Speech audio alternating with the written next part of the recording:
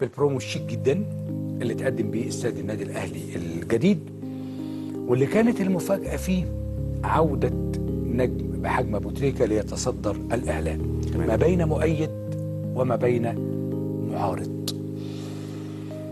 عندك كواليس كتيره في الموضوع ده اكيد، وتفاصيل اشراك ابو تريكه في هذا البرومو. طيب رقم واحد عشان بس الناس ما تفسرهاش اهلي وزمالك، للاسف بعض الناس حبت تاخدها في هذا المنحنى الغريب جدا، ولقيت حملات هجوم، اصل ده حمزه، اصل ده كذا، اصل ده ناس. طب واحده واحده.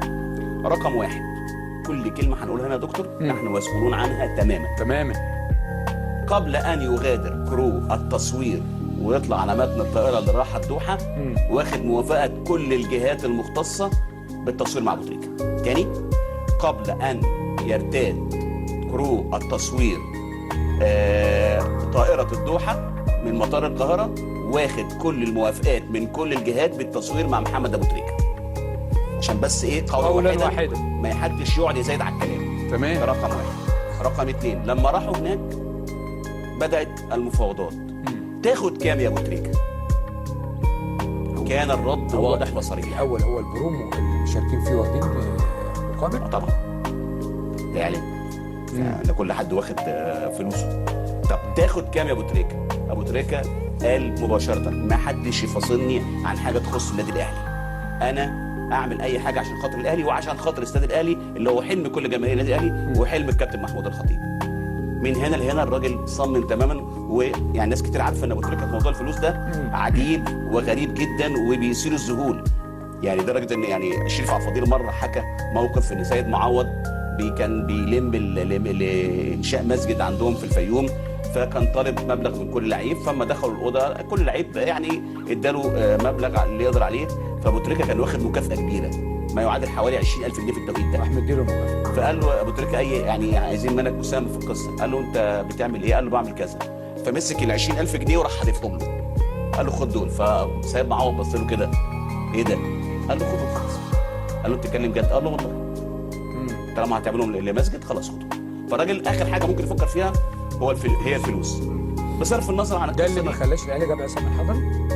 لا عصام الحضري عشان القصص اللي حضرتك عارفها، هو الهجوم على اداره الاهلي، انه رحل عن الاهلي بشكل غير شرعي، انه واظب على الهجوم على الاهلي في اكثر من موقف، ومنهم موقف امام عاشور. كل واحد له وجهه نظر، لكن يبقى عصام الحضري اسطوره بكل تاكيد، حتى لو كان هو بيلعب نفسه، لكن هو اسطوره هو رقم واحد ابدا في تاريخ مصر وافريقيا. حراس المرمى انا معاك، حراس كبار طبعا في مصر وافريقيا يعني، لكن ظل عصام الحضري رقم واحد. لكن انا بتكلم عن الاختيارات اللي كانت. اذا ابو تريكه رفض النقاش تمام، يعني ما اتكلمش في النقاش اللي هتدونا حاول في القصه دي. اثناء التصوير ابو تريكه بكى اكثر من مره، بكى اكثر من مره، وقال لهم يعني انا مصر وحشتني ونفسي النهارده قبل بكره ارجع مصر.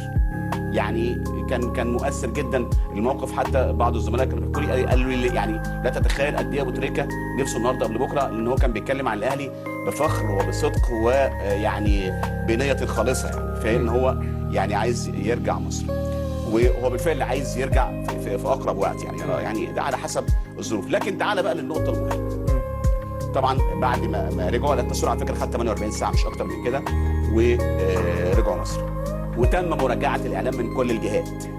يعني قبل ان ينشر او يذاع او البرومو اللي احنا شفناه، يعني تم مراجعته من كل الجهات. ما فيش اعلام بيطلع في اي حته يا دكتور من غير ما يتم مراجعته. انا معاك، يعني عشان بس الناس اللي بتقول لك ايه اصل ازاي لا، ده الاعلان تم مراجعته، وقعد حوالي 48 ساعه في الجهه الاخيره والفاينل قبل ان يتم اذاعته. فعشان بس الناس تبقى عارفه الموضوع من الالف للياء. ده بالنسبه لقصه محمد ابو تريكه. تعال بقى للقصه من الناحيه القانونيه. انا سالت اكتر من حد، وللامانه اولا يعني من الناحيه القانونيه هذا الرجل ليس مدانا باي حكم قضائي. انا ده يعني خدته من اكثر من حد، ومنهم يعني استاذ طارق العوضي اللي هو الموجود في لجنه العفو الرئاسي. ثم قالوا انه ممكن يبقى على القوائم، ايا كان القوائم، هذا وفقا لاساتذه القانون الجنائي هذا قرار وليس حكما، وهذا قرار احترازي. وعلى فكره تم مراجعه هذه القائمه اكثر من مره، وتم رفع اسماء كثيره جدا منها اكثر من مره، ومنهم ابو تريكه. ثم يعني قامت النيابه العامه بدورها الطبيعي انها بتطعن على القرار، وهذا المره المليار هذا قرار احترازي. اذا كان احنا بنقول المتهم بريء حتى تثبت ادانته، الرجل ليس متهما ولكنه مدرج على قرار او على قوائم وفقا لقرار احترازي. تمام. حتى الان لم يثبت ضد الرجل اي مشكله قانونيه او اي قضيه، او لم يتم ادراج اسمه في اي قضيه جنائيه تتعلق بهذا الامر. فاحنا عمالين نتكلم، الناس يعني بقى عندها نوع من التشويش. انا هنا لا لست متعاطفا مع احد، انا بقول المواقف بمنتهى الصراحه والوضوح، لست مع او ضد، عشان بس الناس تبقى فاهمه القصه ايه. لما الواحد يقعد يناقش الموضوع لازم تنحي العاطفه جانبا، تقول الحقيقه كامله. لان عشان الراجل يظهر في هذا الامر لابد ان يكون، مش هقول ان هو يعني السي في بقى والكلام ده، لا، في النهايه في ناس كتيره جدا حصل لها مراجعات.